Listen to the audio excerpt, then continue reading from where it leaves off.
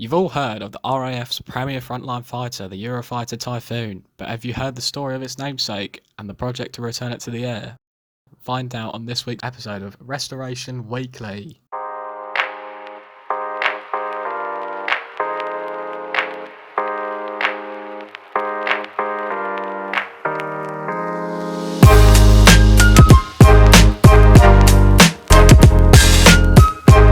Conceived as a replacement for the mighty Hawker Hurricane, the Typhoon was a low-wing monoplane designed to a January 1938 specification by the distinguished Sydney Can. It was designed less than a year after the introduction of the Hurricane, but demonstrated a dramatic leap in design from the Hawker famous fabric and tubular frame designed to an all-metal airframe. The aircraft would be fitted with the problematic Napier Sabre engine, which would go on to cause an array of issues in Hawker Typhoons and Tempests alike. The prototype aircraft, P5212, made its maiden flight on 24th of February 1940. However, in May of the same year, it was declared that resources should be focused on the other main aircraft at the time. For example, the Supermarine Spitfire, Hawker Hurricane, Armstrong Whitworth Whitley, and Vickers Wellington bombers. When production did eventually start, due to Hawker's essential production of the Hawker Hurricane, Hawker Typhoons were produced by Gloucester Aircraft Limited. The Hawker Typhoon entered RAF service in 1941 as a low-level interceptor to respond to the advanced Focke-Wulf 190, but this proved to be a disastrous mistake, with a handful of Hawker Typhoons being lost. The aircraft was pulled from service and tested, leading Cam and his team to deduce that the Hawker Typhoon's lack of success was not from pilot error, but rather from a problem with the elevator and the Napier Sabre engine. These problems were solved. However, it was in 1942 when the Typhoon started to look like a promising contender for the RAF, when it destroyed 4 Bf-109s and an FW-190. By 1943, the RAF no longer needed a pure fighter, and the Hawker Typhoon was assigned to a ground attack role due to its Sabre engine, which meant it could carry a load up to 1,000 pounds of bombs. The Typhoons were then equipped with rockets, and by the end of 1943, 18 rocket-equipped Typhoon squadrons formed the basis of the RAF 2nd Tactical Air Force. The Typhoon subsequently went on to be used in D-Day, Operation Goodwood, where 257 tanks were destroyed, 222 of them by Typhoons. At the time, the Typhoon was the RAF's first aircraft to reach 400 miles per hour, with a max speed of 412 miles per hour and a service ceiling of over 35,000 feet. In the end, 3,317 aircraft were built, with the last rolling off the production line in 1945. Of these aircraft, the RAF Museum Hendon's MN235 is the only complete example in existence. However, there are still numerous remains still around.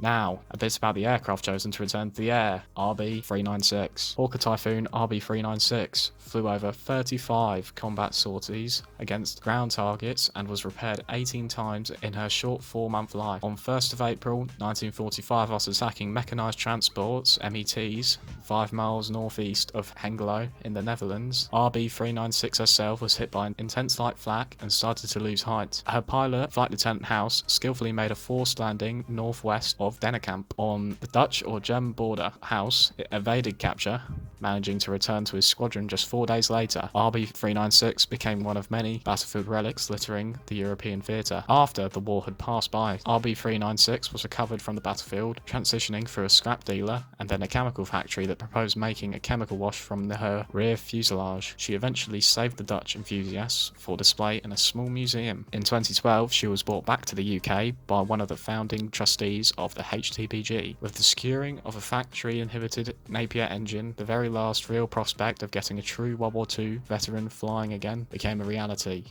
and the HTPG was established in 2016. Now, for a bit about the restoration. Hawker Typhoon RB396 is to be subject to one of the most ambitious and exciting aircraft restoration projects in history. Not to a static condition, but airworthy. The project has an estimated cost of £5.5 to £6.5 million and could be finished within just 5 years if the needed amount is raised. The rear fuselage is the first component subject to restoration by the reputable airframe assemblies on the Isle of Wight and is almost complete. The rest of the aircraft lies in the hands of the Aircraft Restoration Company, who are well used to unique projects. Aforementioned factory-inhibited Napier engine is sponsored by the Rolls-Royce Group, Napier's successor, in a 4-year contract that will provide crucial engineering support with what is a notoriously troublesome power plant. The cockpit section of the aircraft is due to start restoration at ARCO in due course. The Hawker Typhoon Preservation Group is of course in partnership with Airframe Assemblies and the Aircraft Restoration Company, as well as Cranfield University, Airfix, Aviation Heritage UK and more. The HTPG's social media links will be below,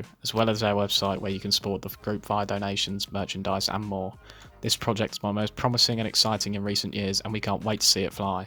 You may have noticed that this episode wasn't narrated by me, who normally narrates Restoration Weekly, but that was because I completely lost my voice. However, George may be a contender for future narrations to sort of share the workload and produce more episodes for you.